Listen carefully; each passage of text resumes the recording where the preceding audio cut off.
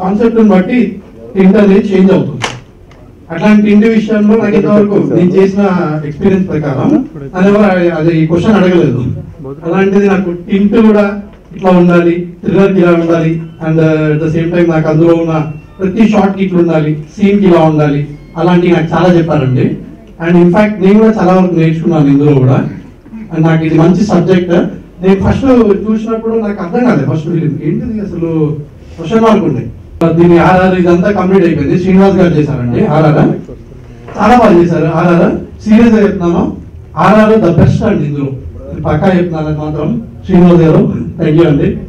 So దీనికి రాజేష్ గారు చాలా చాలా కష్టపడ్డారు. ఎంత కష్టపడ్డారంటే నేను దాని మేకింగ్ వీడియోస్ చూసాను. అందులో అసలు అల్టిమేట్. అసలు మీరు అది రిలీజ్ చేస్తాం ఫ్యూచర్లో, అది యూట్యూబ్ లో మీరు అది చూస్తారు. రాజేష్ గారికి నాకు కొంచెం చెప్పాలంటే ఈ మూవీ అనుకోవచ్చు మనం. కానీ ఆయన డాక్టరే కాదు యాక్టర్ అని చెప్పేసి ఇందులో ప్రూవ్ చేశారని కూడా నేను అనుకుంటున్నాను. ఎడిటింగ్ చేసేప్పుడు 2 months దీనికి కేటాయించడం జరిగింది. ఎడిటింగ్ పూర్తిగా 1-4 సార్లు చూసుకొని ఫుటేజ్లో ఎక్కడ ల్యాక్స్ వస్తున్నాయి ఆ ల్యాక్స్ కూడా తీయాలని చెప్పేసి 1-4 సార్లు చూసుకొని ఒక 2 నెలల పాటు దీన్ని ఎడిటింగ్ చేయడం జరిగింది. సో ఇంకా ఆర్ఆర్ విషయానికి వచ్చేసరికి టోటల్గా ఇది effects based. Total RR come effects అంటుంది. ఎందుకంటే సాంగ్స్ కూడా ఇందులో లేవు. సో అందుకని డెఫినెట్గా ఆర్ఆర్కి ఎక్కువ ప్రిఫరెన్స్ ఇవ్వడం జరిగింది. At the same time effects కూడా సో దగ్గర మన రాజేష్ గారు చేయించుకోవడం జరిగింది. అడవుల్లో, కొండల్లో, జలపాతాల్లో, రాత్రిపూట చీకట్లో, పాములు అట్లాంటి చోట చాలా కష్టపడి దీన్ని పిక్చర్ తీశారు. దీన్ని అందరూ సక్సెస్ చేస్తారని కోరుకుంటున్నాను. అందరికీ నమస్కారం. నా పేరు గ్రీష్మ. నేను 9th క్లాస్ చదువుతున్నాను. డైరెక్టర్ గారు మా అంకుల్. అండ్ అంకుల్ గారు చెప్పింది నేను యాక్ట్ చేశాను. Thank you. ఈ కాపాలి చిత్రం అంటే సినిమా అనేది ఎక్కడ మనసులో ఒక మారుమూల ఉన్న ఒక కోరిక. సినిమాలు చూడడం అయితే సినిమా ప్రపంచంలో అన్ని భాషల సినిమాలు, అన్ని భాషల్లో హిట్ అయిన సినిమాలు చూశాను ప్రపంచంలో. Not only India, France, Russia, China, Japan, South Korea, ఈ అన్ని మూవీస్ చూశాను. బట్ ఏంటంటే మనసులో ఒక మూల సినిమా గురించి ఒక చిన్న ఇంట్రెస్ట్. సో లైఫ్లో పడి ఓకే ఈ ఏజ్ వచ్చే వరకు లైఫ్లో పడి స్ట్రగుల్, దాని తర్వాత మూవీ చేయాలనే ఆలోచనతో ఎలాంటి మూవీ చేస్తే బాగుంటుంది అనుకున్నప్పుడు సో మనకు ఒక స్పెషాలిటీ కావాలి. అంటే ట్రెడిషనల్ మూవీస్ అయితే చేయొచ్చు, బట్ ఇందుకు ఒక స్పెషాలిటీ కావాలి. మూవీకి ఒక స్పెషల్ కావాలి. స్పెషల్ కావాలంటే ఎలా ఉండాలి అని ఎంచుకున్నప్పుడు ఒక ఆలోచన అయితే ఈ అంటే బేసికల్లీ ఏం చెప్పాలంటే జర్నలిజం అంటే మూవీలో ఒక మిస్టరీకి స్కోప్ ఉన్న పాయింట్. ఒక మిస్టరీ చెయ్యాలి అంటే ఒక మిస్టీరియస్ గా అంటే basically I like mystery movies, mystery thriller, suspense నాకు ఇష్టము.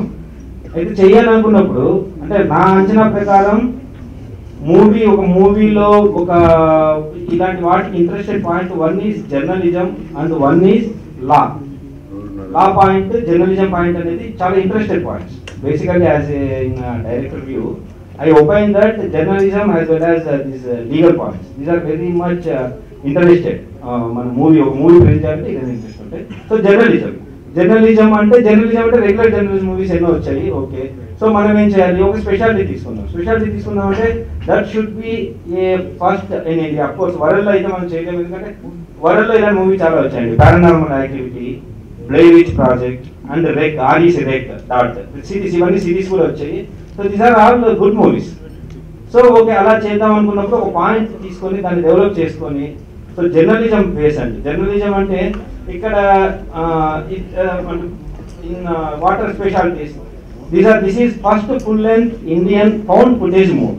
మీడియా ఛానల్ తన జర్నలిస్ట్ కి, తన దగ్గర ఉన్న సీనియర్ జర్నలిస్ట్ కి ఒక మానవాతీత శక్తులకు సంబంధించి ఒక ప్రోగ్రామ్ చేయండి అనే ఒక టాస్క్ అప్పగించినప్పుడు so what is work is that related points. ఈ మానవాతీత పారానార్మల్ యాక్టివిటీస్ కు సంబంధించిన అన్ని రిలేటెడ్ సోర్సెస్ వెతకడం. So water sources, so different places లో మీడియా రిలేటెడ్ రికార్డ్ అయిన, ఎందుకంటే as this is media related, మీడియాలో రికార్డ్ అయిన ఫుటేజే కావాలి. లైక్ ఇప్పుడు కెమెరా ముందు నిలబడి ఇలా జరిగింది అంటే బాగుంటుంది. సో ఆ రికార్డెడ్ వీడియోస్ కావాలి. So different videos, 4 parallel stories ఉంటాయండి మూవీలో.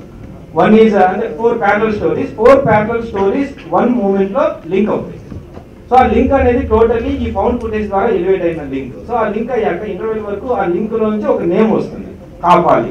సో వాట్ కాపాలి ఎగ్జాక్ట్ అనేది సెకండ్ హాఫ్ లో ఏంటి కాపాలి గురించి డిఫరెంట్ అంటే ఇంటర్నెట్ లో సెర్చ్ చేయడము, సో డిఫరెంట్ ఒపీనియన్స్ తీసుకోవడం, ఇలా సెర్చ్ చేస్తే కాపాలి దిస్ ఈజ్ వన్ గాడెస్, ఒక క్షుద్ర దేవత, occult goddess in Telangana interior. స్వాతంత్రం రాకముందు నుంచే పూజలు జరుగుతున్నాయి ఈ దేవతకి.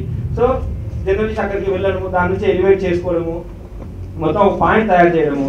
సో యాజ్ కంక్లూజన్ అదే ఏంటి ఇప్పుడు ఈ 21వ శతాబ్దంలో కూడా ఈ పారానార్మల్ యాక్టివిటీస్ గురించి మనం నమ్మాలా వద్దా, బట్ కళ్ళ ముందు అయితే మనకు ఎవిడెన్స్ కనపడుతున్నాయి. So as a media person, so నా సినిమాలో స్టార్టింగ్ లో కొటేషన్ వస్తుందండి, జర్నలిస్ట్ కొటేషన్. నిజం ఎంత నిష్ఠూరమైన భయంకరమైన దాన్ని ప్రజలకు తెలియచేసినప్పుడే నిజమైన జర్నలిజం, ప్రజలకు తెలియచేయడమే నిజమైన జర్నలిజం. శివరామకృష్ణ జర్నలిస్ట్. సో ఒక జర్నలిస్ట్ ఇంటెన్షన్ అనేది బేసిక్ గా సినిమా స్టార్టింగ్ లో చెప్తాం. సో ఈ విధంగా ప్రజలకు ఎలాగైనా తెలియజేయాలి. జర్నలిజం అంటే ప్రజలకు మంచి చేయడానికి, అది నిజం చెడ్డదైనా, నిజం అనేది చెడ్డదైనా ప్రజలకు మంచి జరగాలంటే ఆ జర్నలిజం లో పాయింట్ మనం ప్రజలకు తెలియజేయాలి. సో తెలియజేయాలి కాబట్టి సో నాకు ఇచ్చిన task, so journalist has been taken the task what are the paranormal activities.